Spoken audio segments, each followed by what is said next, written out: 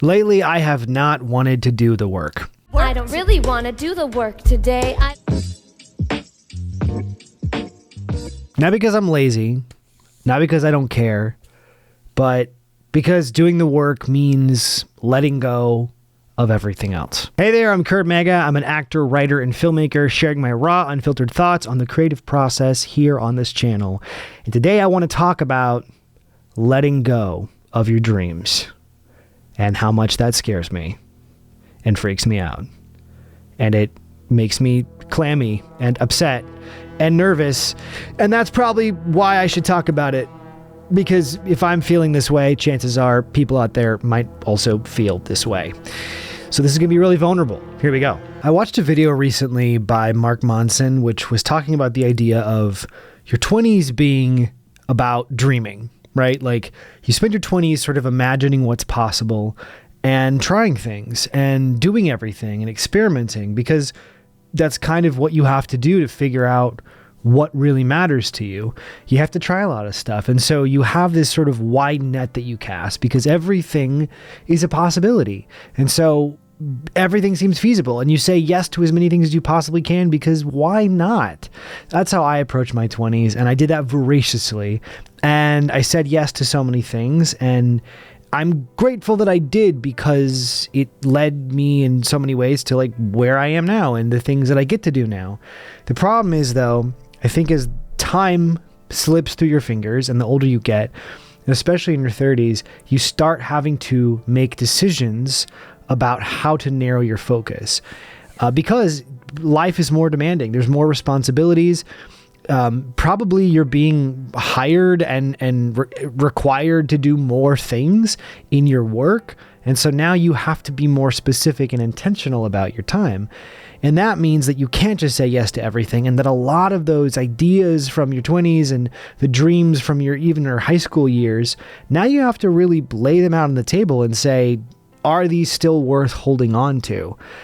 And unfortunately, I think a lot of the things in my life that I have been holding on to maybe are things that I need to learn to let go of. And that really freaks me out because I've spent most of my life wanting to do everything. I wanted to act. I wanted to write. I wanted to direct. I wanted to be a filmmaker. I wanted to edit. I teach, I coach. I love being athletic. I love going to the gym and hiking and exercising. And I'm really interested in building community. And I'm really interested in connecting with other human beings. And I'm really interested in sharing stories in a kind of round table format and doing things like podcasting. And I love movies and I love watching films and discussing films. And all of these things can lead to different paths that are all cool, and all of them have interesting possibilities. But there is no feasible way for me as a singular person to try to do all of them well.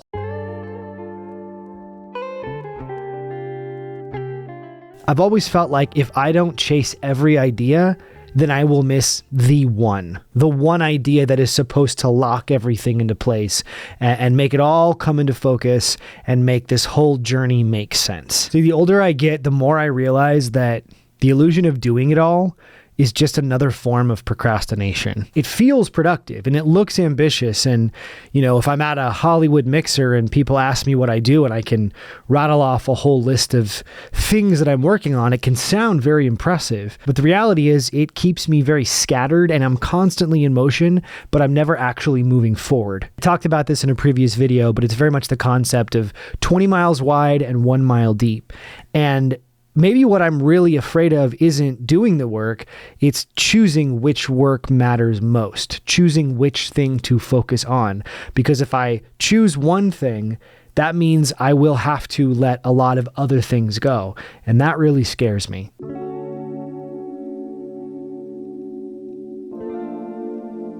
I think in large part, it feels like you're killing off a possible version of yourself that could have existed, right? You keep these sort of open-ended dreams floating in your mind.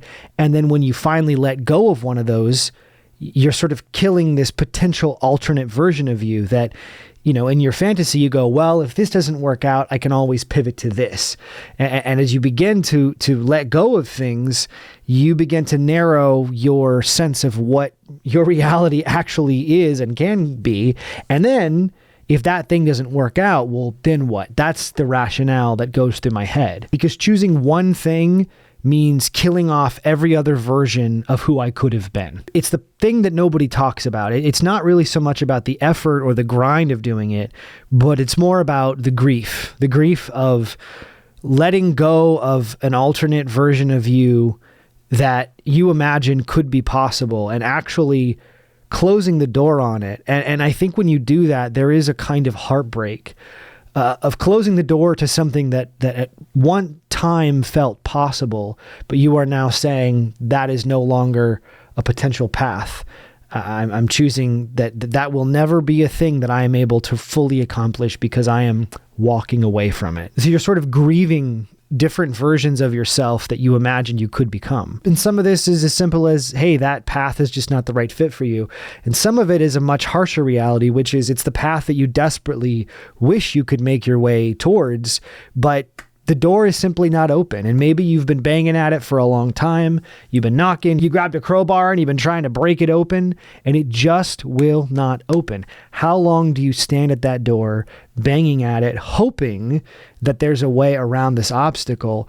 Or when do you decide to say, you know what, this door doesn't open for me and I'm going to choose to walk away and go in another direction? And what's really difficult is when you see other people walk up to the same door and it just swings wide open for them. And so you sort of feel like, well, they're doing it, so like it should be that easy, right? And then you go up to the door and then once again, it's closed. And I feel like if you are at all a creator, an artist, you might relate to this, right? Getting in the door, when the door repeatedly slam shut in your face, at what point do you say, maybe this door is never going to open no matter how much I want it to. There is no secret password. There is no way for me to get in. And so I'm choosing to remove myself and go the opposite direction. I don't know. And this is the part that scares me. This is the part that freaks me out. How do you know when it's time to step away?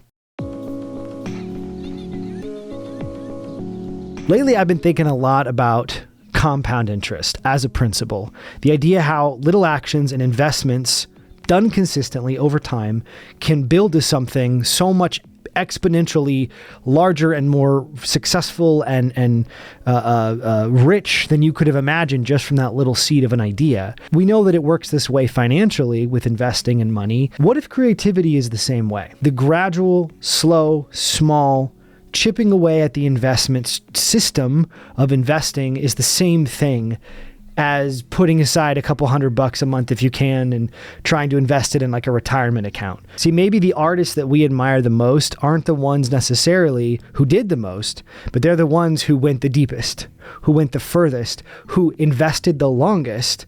And because of that compound interest over time, it yielded a creative result that is so much larger than the sum of its parts.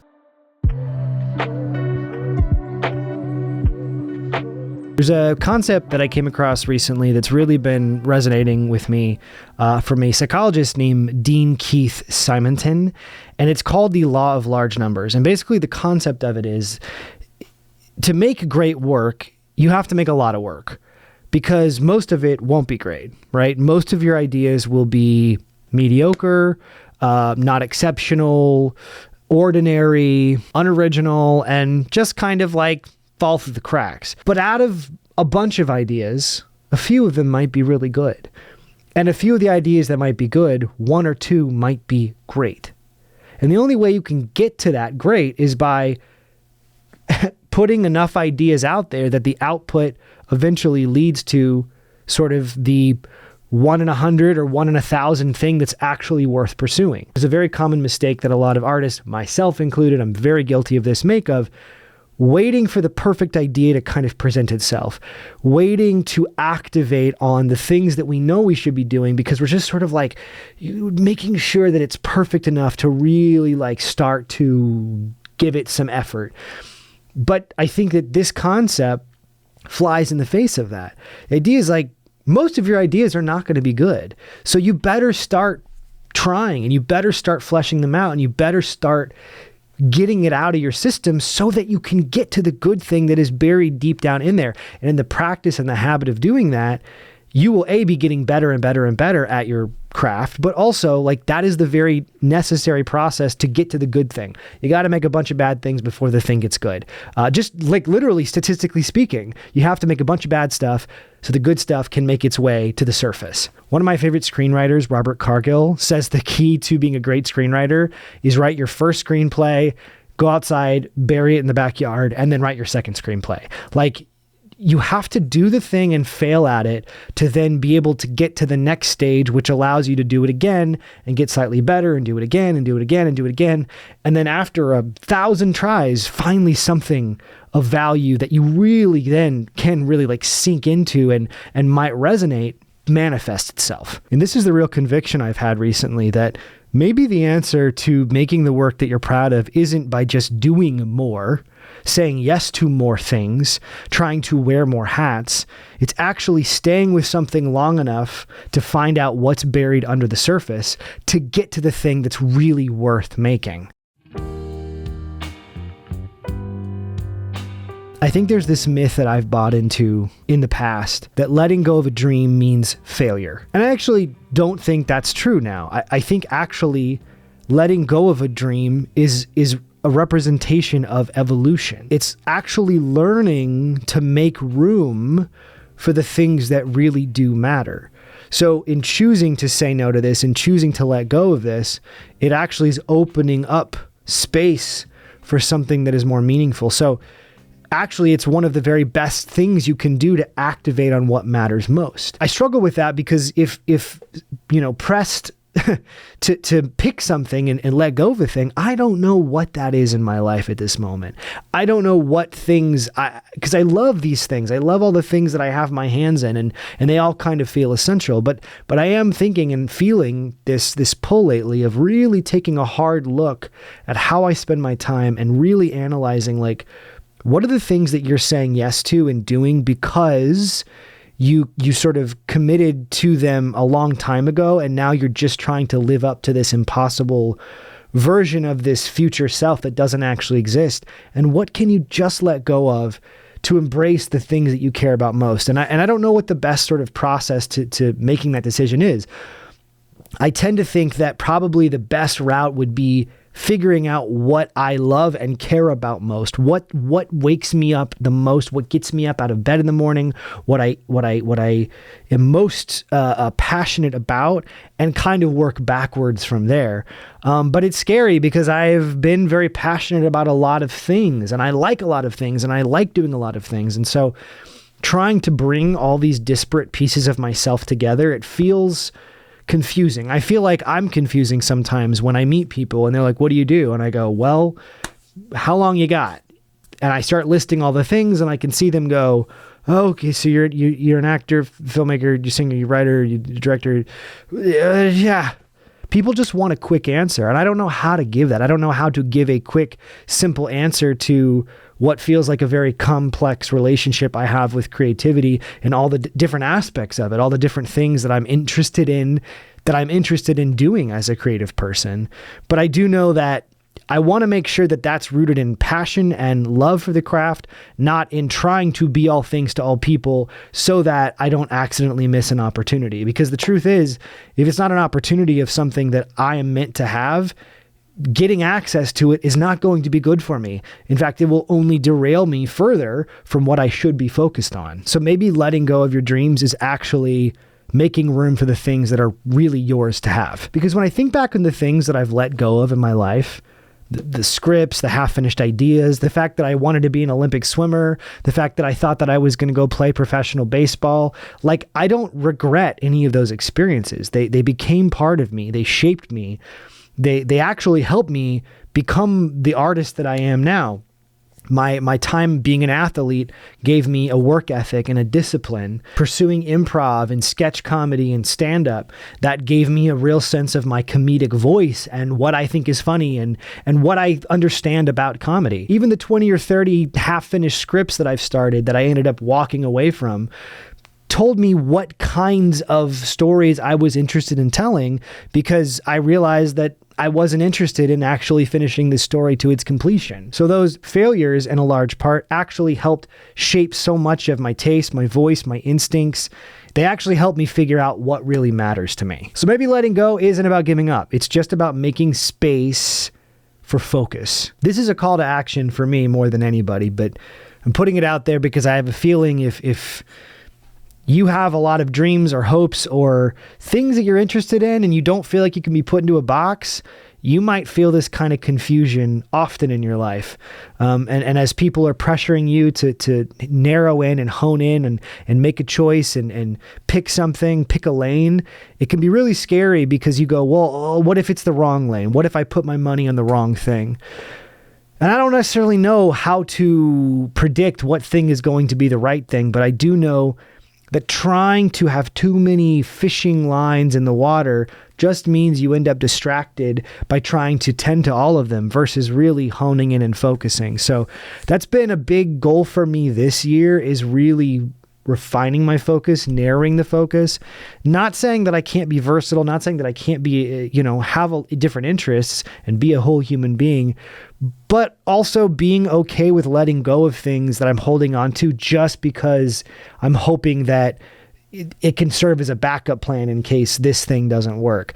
I want to invest in the thing that I believe in and not try to hedge my bets against my own beliefs in myself. If I believe in myself and I believe in my own creative ideas, I want to invest in them fully, not try to prepare for those things to fail. That's not to say you shouldn't be wise, you shouldn't have resources and ways to take care of yourself that maybe aren't necessarily on the path, but I definitely am guilty of trying to hold on to too much in the effort of trying to guarantee success.